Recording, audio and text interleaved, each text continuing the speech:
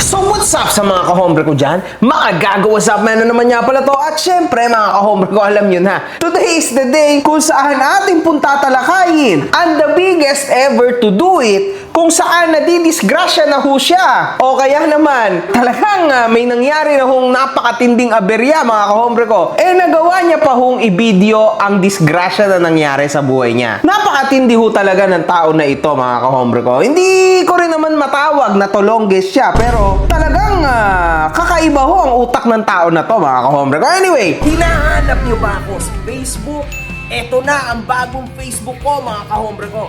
Follow niyo ako. Si Christopher Lopez o mas kilala bilang Papa Topper TV ay Filipino content creator mula sa Pasig City. Nakilala siya bilang isang vlogger or butcher kung saan ipinapakita niya ang kanyang buhay tindero sa palengke ng baboy. So, actually, maganda naman mga kahombre ko ang trabaho niya. At wala naman ako nababalitaan na kalokohan o katarantadon na ginawa ng tao na ito. Instead, mga kahombre ko, mukhang maayos naman. Kasi, kumbaga, binablog niya yung buhay tindero niya. Which is a good thing mga kahombre ko kasi hindi ho lahat na mga tindero sa palengke nagkakaroon ng chance na mag-vlog. At itong tao na ito talagang naging successful mga kahombre ko ha. Lagi rin niya kasing isinasama ang kanyang pamilya sa mga vlog niya. Lalong-lalo na ang kanyang anak na babae na isa rin vlogger na kilala bilang si Pata Girl mga kahombre ko. Yan, makikita natin na may tsura ho yung kanyang anak dito na bata. Yun nga lang mga kahombre ko, sana instead na ginawa niya yung ginawa niya, sana nagpaka superhero na lang siya, kumbaga, di ba? Kasi grabe mga kahombre ko, ang tanga ho nung ginawa ng tao na ito, makikita nyo later on. Anyway mga kahombre ko, na-feature pa nga ho ito mga kahombre ko ha, sa unang hirit, ayan no, sinasabi na mutya daw ito ng Pasig kasi marami nagandahan sa kanya. Anyway mga kahombre ko, meron ho itong 1.1 million followers sa FB at 236,000 followers naman sa TikTok, mga kahombre ko. Ngayon, mga kahombre ko, ano nga ba ang issue dito, MG? Baka naman puro katarantaduhan yung ginagawa mo at ikaw may matira lang, may ma-content lang, may machismis lang. Hindi ho, mga kahombre ko. Heto na, huwag kayong tatawa sa aberya na nangyari sa ibang tao, ha? Baka mamaya yan the whole video, tumawa lang ho kayo ng tumawa, di ba? Ako naman kasi, mga kahombre ko, hindi naman ako natatawa dito. Naniniwala pa ba kayo sa mga pinagsasasabi ni Norman Mangusin? Ako po, ipinanganak akong super yaman. Makikipagsunugan talaga ako ng pera sa kanila. Gusto nila, sunugin nila ako ng pera nila. Pero sisiguraduhin ko, hindi pa ho ako napapasok. Ubos na yung pera nila. O ayan, Basya, naghahanap ka ng relo. Ayaw, Wimbledon. Ito yung aking president.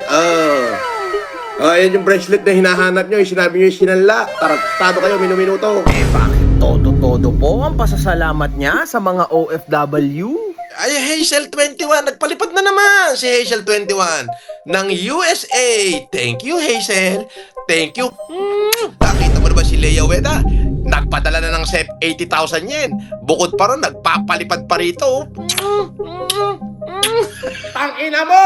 Para ho sa mga OFW na awang-awa kay Norman Mangusin, huwag na kayong magpapadala kung saan-saan kasi may transfer fee. Baka maghalit niya si Norman kasi may bawas pa yung ipapadala niyo sa kanya. Tangina mo? Ganito na lang. Para may libreng $20 pag pinadala mo yung pera mong pinaghirapan para kay Norman o sa pamilya mo, gumamit ka ng TapTap Send. Oo! Ang TapTap Send ay isang remittance money transfer application. At kilala ito dahil una, fast transfers ang pera mo darating agad. Mapa-Gcash man yan, BPI, BDO at kung ano-anong bangko na may online. Napakasimple, di ba? Ngunit, huwag niyong kakalimutan na sa una niyong padala, basta ginamit niyo ang promo code ko na makagago, meron kayong libreng $20. Di okay. Ano pa ang hinihintay nyo? Palipad na kayo using TapTap Send. Naganap po ang isang sunog, mga kahombre ko, sa isang barangay kung saan, mga kahombre ko, dito nakatira si Papa Topper. At ito nga, mga kahombre ko, dito nga ho to sa may Pasig, no? Guys, nasusunog yung bahay namin, guys. Ayan. Sa pagtitinda po ako, tumakbo ko papunta rito. Sunog yung bahay namin dito. Ayan. Bahay namin, nasusunog yung bahay ko, yan. Sunog na yung bahay namin, guys. Oh. Ayan. Kitang-kita nyo, guys, sunog yung bahay namin. Okay, guys.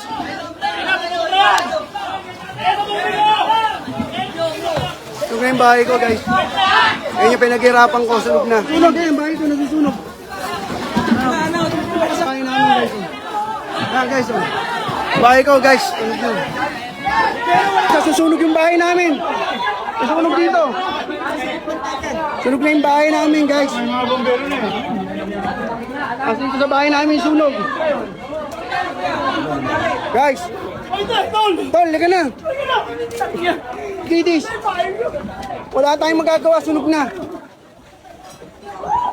Sunog na yung bahay ko, guys. Sa totoo lang, hindi naman ho siya kikita ng malaki dito, lalo na't Facebook. Kung YouTube at million views, pwede pa. Pero di hamak naman ho, mga kahombre ko, na mas mahal pa rin po ang mga gamit niya at ang bahay niya kesa sa kikitain niya, mga kahombre ko. Ewan ko lang kung worth it ito.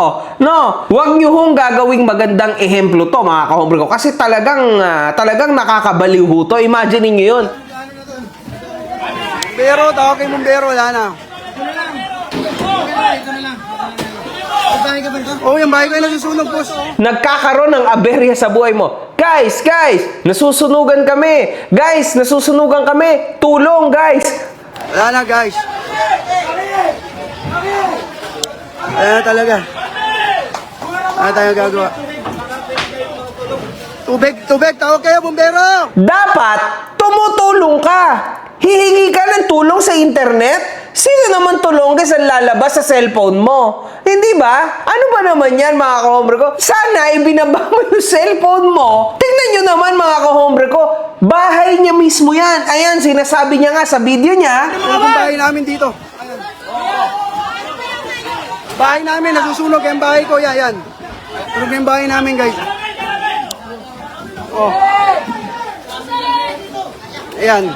Kitang-kita nyo, guys, sunog yung bahay namin. Hindi ba, mga kahombre ko? Anong ibig sabihin nito? Ano ba yan? May shooting ba dyan? Baka naman scripted yan, ha? Scripted yung naging sunog. Kaya talagang pinipilit mo gawing content all in all, di ba? Bumbero!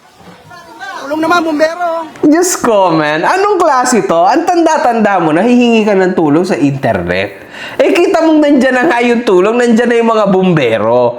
Ginagawa nila yung trabaho nila. Instead, sana na nilagay mo yung malaki mong katawan sa gitna at paikot-ikot kapag bibideo. Sana man lang, tumulong ka na lang, mag-igib. Alam mo yon, magtapon din ng tubig. Baka sakaling, alam mo yon, sa tulong mo, madagdagan yung litro ng tubig at mabawasan yung apoy. Nasabi mo nga, Sunog yung bahay namin dito. Ayan. Bahay namin, nasusunog yung bahay ko. Yan. Sunog yung bahay namin, guys. Oh. Ayan. Kitang-kita nyo, guys, sunog yung bahay namin. hindi ba? Oo. Mahalay mo, mas maganda ang kinalabasan. Siyempre, laki-laking tao mo. Siguro yung isang balde sa mga taong nakikita mong tumutulong sa'yo na pinakita mo, baka sa'yo 3 balde ang kaya mong buhatin, di ba? Oh my God, man. Ano hong klaseng mentalidad to? Alam nyo, mga kahombre ko, ito yung isa sa mga nakakainis, mga kahombre ko, dito sa Pilipinas. Sa lahat na lang, aberya sa daan, aberya sa kung saan-saan part ng Pilipinas. Basta lahat, mga kahombre ko, hindi ho pwede na hindi mabibidyohan. Alam nyo, mga kahombre ko, ito, totoo ito. Sa Europe ho, mga kahombre ko, hindi ho ganyan. Kasi instead na ilabas mo ang cellphone mo at ewan ko kung anong gusto mong ipalabas, mga kahombre ko, tutulungan niya muna yung kanyang kapwa-tao. Grabe naman, nandiyan ka na sa sitwasyon na yan, di ba? Lalo na ito, mga kahombre ko, yung aberya ay actually nangyayari sa kanya. Nangyayari sa buhay niya at actually napakalaking dagok ho ito sa buong pamilya niya. Kasi as he said, Sunog yung bahay namin dito. Ayan. Bahay namin, nasusunog yung bahay ko. Yan. Sunog yung bahay namin, guys. Oh. Ayan. Kitang-kita nyo, guys, sunog yung bahay namin. hindi ba? Kasi instead na i-save mo, mag-save ka ng something, di ba? Kasi may chance. Hindi pa naman literal na nilalamon ng sunog yung bahay mo, di ba? Eh wala, mas pinili niya ho na maging ewan ko, anong gustong gawin nito? Magkaroon ng spotlight sa internet? Ang kauna-unahang vlogger na binidyo ang sarili niyang nasira ang buong bahay. ano nga, Norman? Si Norman, mga kahombre ko, sinisira niya yung buhay niya sa internet. This guy is not really too far. Kasi, Ano, mga tao rito nagtutulong-tulungan naman. Ayan, guys. Tubig! Nagtulong-tulong ng mga kapitbahay namin, guys. Tubig, pare. Tulong lang kayo. ikaw, anong ginagawa mo? Wala! Nagbibideo, nagko-content. Oh my God, man. Ano ba namang klase mo? My God. At hindi pa ho natatapos dito. Meron, sa taas, panikin mo. Ha? May tangke kami dyan, naibaba ba? Panikin nyo na. Hindi mo ba kayang gawin yung iuutos mo? Meron na nga matinding aberya na dumating sa buhay mo, ha? Pasalamat ka pa nga, tinutulungan ka ng mga kapitbahay mo. Abay, nagawa pa kong mag-utos nito. Ay, napakalaking katarantaduhan na nito, mga kaombre ko. Bakit siya nag-uutos? Malamang, kasi busy siya sa pagbibideo. Isang kamay sa camera, alam niyo, ang lupit niya, mga kaombre ko eh. Meron ng sunog, nagagawa niya pong i-switch yung kanyang camera. I-switch sa mukha niya, minsan switch sa likod. Ang tindi, mga kaombre ko. Ang tindi yung cinematography nito, mga kaombre ko. Putik, matibay. Flashlight. Oo, isa lang. Flashlight. May gamit ako sa baba, Kitis. Yung mga papeles. Dali, hanapin nyo. Ito, bumabagsak. So guys, bumabagsak na yung ano namin dito. Diyan, sa damitan ko, dali. Dito, ano ka dito? Ilaw. Kitis, pera, kinuha mo lahat dyan? Ilaw. Amo yung mga gamit na yan. Ito yung gamit ni Mama. Sige. Hindi pa ito natatanggal, papati. Urong Hindi. na natin to. Ito. Hindi. Kitis, ilaw, Kitis. Alin yung Guys, mga importante hirap mo kami, lang, Kitis. Papa? Mga importante mo lang. Oo.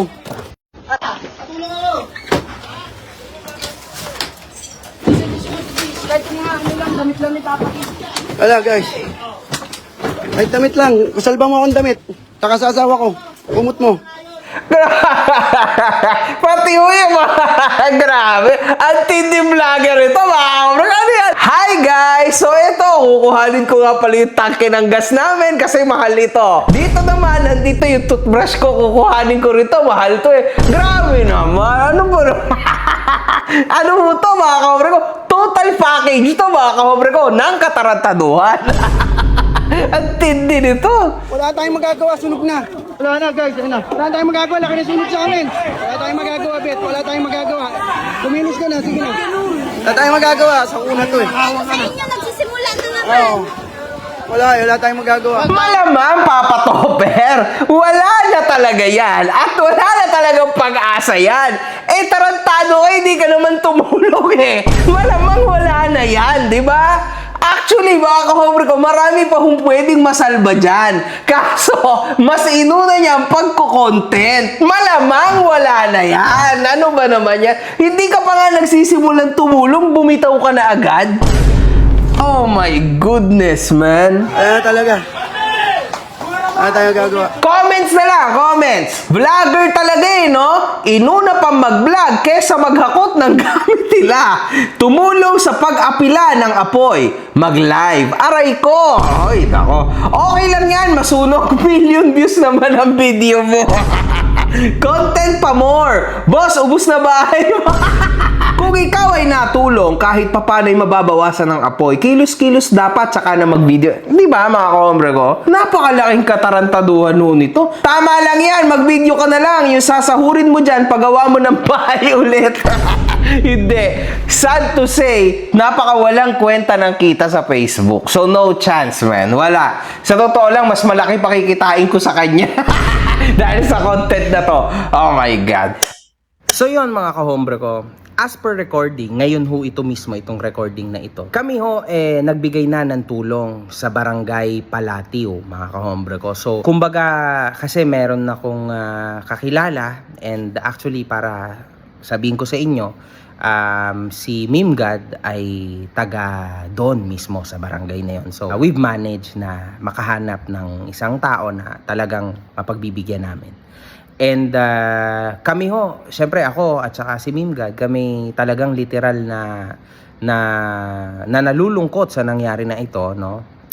Itong video na ito ay naging, alam niyo yun, comedy because of the action that vlogger has done.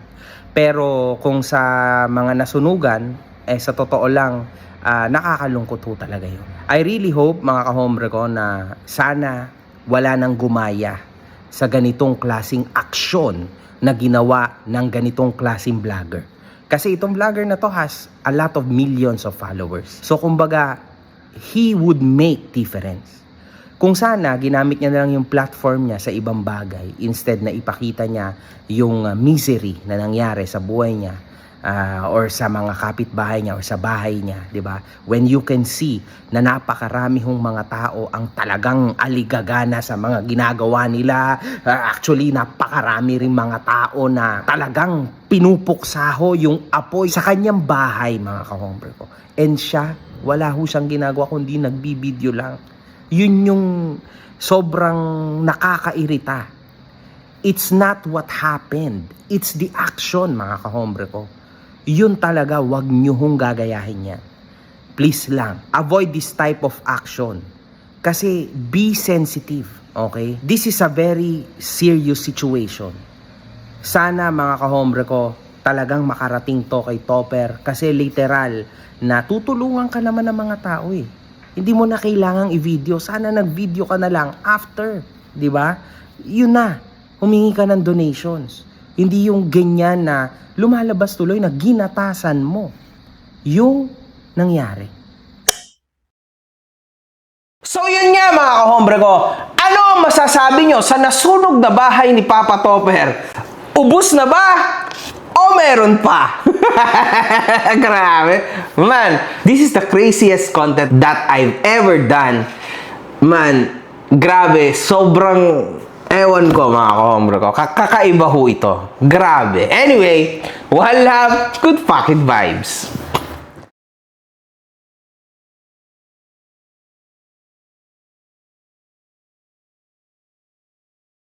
One love, good fucking vibes. Yes, of course. Galingan mo pa, putang ina mo!